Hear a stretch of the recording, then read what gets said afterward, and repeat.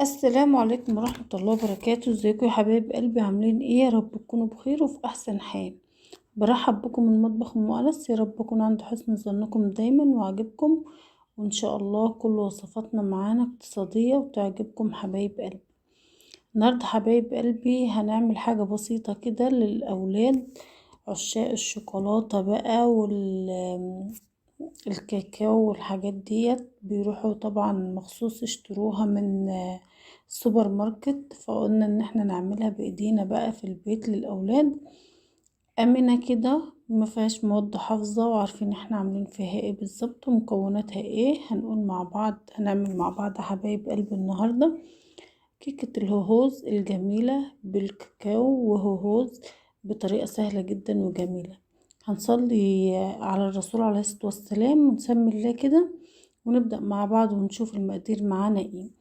معايا كوباية ونص من الدقيق، عليه حبايب قلب كوباية سكر وكوباية حليب وكوباية الا ربع من الزيت واتنين بيضة، وكمان معلقتين كبار من الكاكاو الخام ورشة فانيليا وواحد بيكنج باودر واتنين من الهوهوز، قطع من اللي هي يعني الصغيرة، مش ضروري كبيرة قوي، بحيث يعني ايه ان هي ما تبقاش برضو شوكولاتة كتير قوي على الاولاد، يعني لو في او اطفال عندهم حساسية وحاجات من ديت يفضل يعني ان هي تكون كمية قليلة. تعالوا بينا حبايب قلبي بقى نحط المكونات.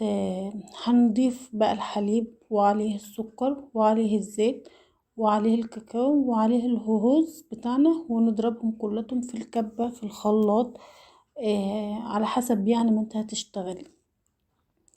في الوقت ده حبايب قلبي ضربت المكونات اللي انتوا شايفينها ديت كلها مع بعضها، باخد منها كوباية بقى كده واشيلها في التلاجة او في الفريزر على حسب بقى ايه الوقت اللي قدامك. لو في وقت قليل هتقدري بقى ان انت تضيفيها في الفريزر تجمد معاكي شوية. تعالي بقى حبايب قلبي هنحط البيض ورشة الفانيليا، وبعدين نفرمهم برضو فرمة كويسة كده في قلب الكب على المكونات بتاعتنا اللي كانت موجودة اصلا في الكب. وبعدين فاضين في بولة كده وناخد بقى الدقيق عليهم كده، ونحط بقى البيكنج باودر، بيكنج باودر عليها على الدقيق.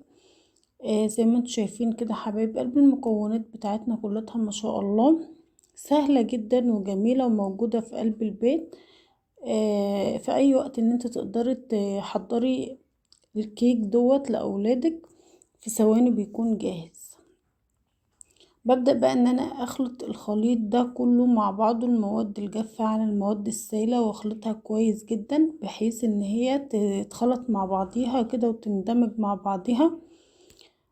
في الوقت دوت بقى الاسباتوليا ما عادش نافعة، هجيب المضرب واضرب كويس جدا بقى، مضرب يدوي طبعا، لحد ما الخليط بتاعي يكون معايا جاهز ان انا اضيفه في الصينية وادخله الفرن.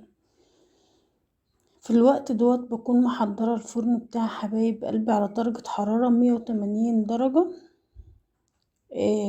يعني ايه مخليه ان هو يقدح معايا الفرن الاول، وبعدين اضيف او هدي كده بقى على درجة حرارة 180 درجة وادخلها في الفرن.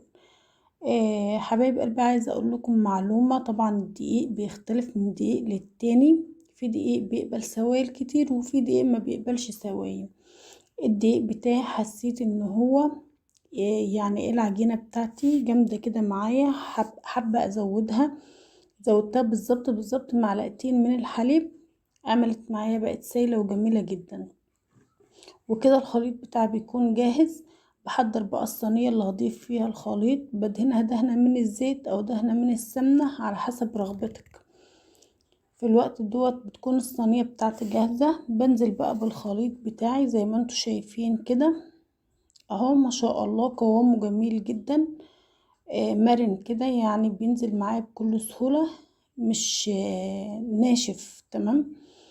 بحرك الصينية بتاعتي بقى وبفرد الخليط بتاعي كويس كده في قلب الصينية زي ما انتوا شايفين كده، بحركها شمال ويمين يفرد نفسه كده بس، وابدأ بقى ايه اخبطها خبطة برضو على الرخامة بسيطة كده، وكده بتكون جاهزة معايا احسن صينية كيكة ودخلتها الفرن، قعدت معايا بالظبط تلت ساعة، نص ساعة الا 5 بالظبط.